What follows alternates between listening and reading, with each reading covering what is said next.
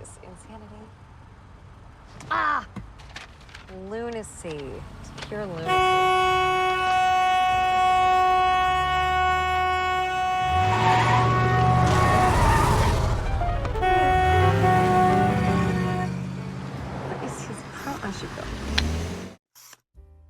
La La Land, a musical that teaches us not only the importance of jazz, but also the colors of the rainbow.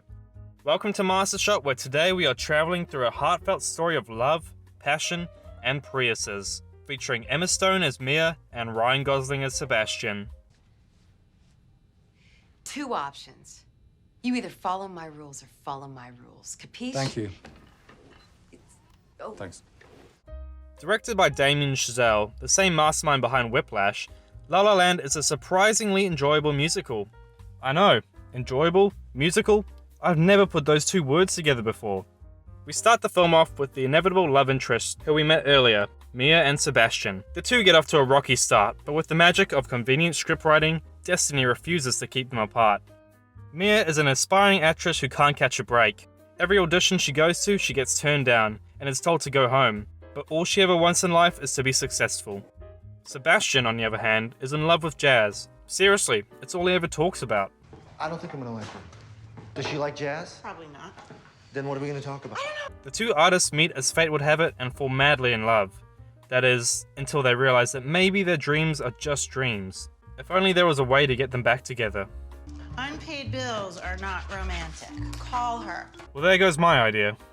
How La La Land excels with its storytelling is that you really get to feel the highs and lows of being in love.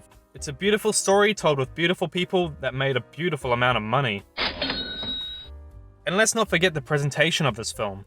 The use of color is phenomenal. It feels like you could take a screenshot of any scene and set it as your desktop background, which is exactly what I did. You're mine now, J.K. Simmons. You hear what I'm saying? You're fired. No, that's what you're saying, but it's not what you mean. What you mean is... You're fired. At first, La La Land felt like it was another cheesy love story musical for white people. I wasn't wrong, but the more I looked into it, the more I realized that the sappy musical actually had some substance behind it. Lady, why you be tripping like that? No, Jamal. You be tripping. While the two stars are slowly falling in love, Sebastian teaches Mia about the true nature of jazz, and he mentions that it's like a musical battle between the band members. And so it's conflict, and it's compromise, and it's new every time. It's brand new every night. It's very, very exciting. This scene is integral to understanding the rest of the film's subtle clues that if you're paying close attention to, you might just pick up on. There's this one scene where the two lovers' ideas of their future start to clash at the dinner table. The argument starts to get heated, and words fly out, all while a jazz record plays in the background, until finally, Sebastian says what he really means. Why do you care so much about being liked? You're an actress! What are you talking about? Mia says nothing, and the camera cuts to the record, silent, symbolizing the end of the lovers' metaphorical jazz composition and the end of their relationship. There are so many deep moments like this in the film that it makes me wonder if either the director is a genius or I'm looking way too hard into it. You never know, maybe I'm just making stuff up to pad out the runtime of this video. What? What? What? Shh! Stop! No! Shh! Shh! You have to be quiet. If you want me to, then you have to make sense. If you want me to be quiet, you have to make some goddamn sense. You tell me why you're not going. Because. What are you doing right now? Nothing.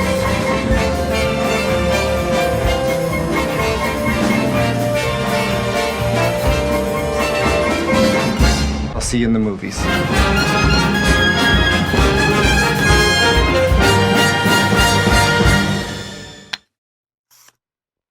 La La Land received a lot of criticism when it first came out for being too white and for not including enough racial diversity for a film made in 2016.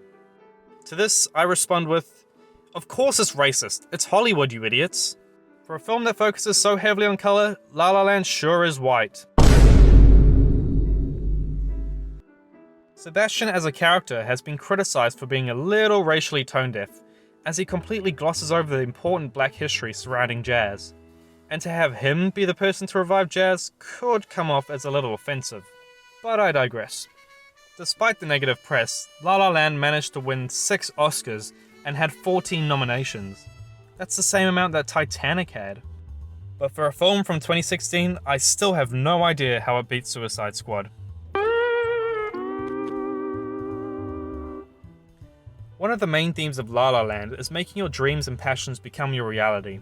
And people will want to go to it because you're passionate about it, and people love what other people are passionate about. Like how Mia must face her fair share of failure and overcome them, so too must Sebastian, as he comes to accept that his dream of creating a jazz bar is far gone from his grasp. Moving ahead 5 years, the two characters, separated, meet once again by chance, and as Sebastian plays the tune for her, a vision of a different life comes to mind. A life where they didn't leave each other. Ah, love. If only her husband could see what she's thinking right now. Yeah, that's good. That's great. Beautiful. La La Land is really sweet, and it's a charming story. However, that doesn't mean there aren't some downsides. For one, parts of this film felt very cheesy, even for a musical. I know, that's the whole point of it. Go back to watching your dramas and comedies, you cretin. While I recover from those hurtful words, I want to say that I enjoyed the second half more than I did the first. Now, obviously this is down to personal preference, and I'm sure there are people who thought the second half was a bit too sad for their liking.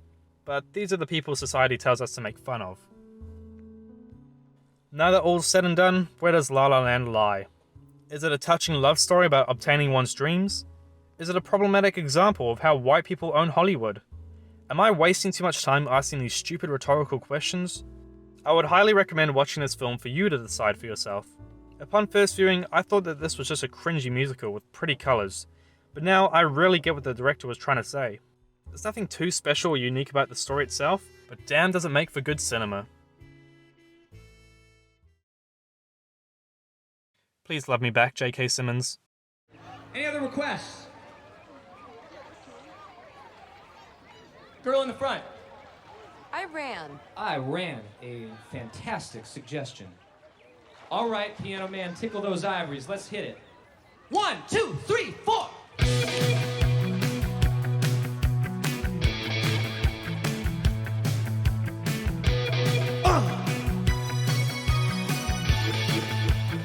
That's right.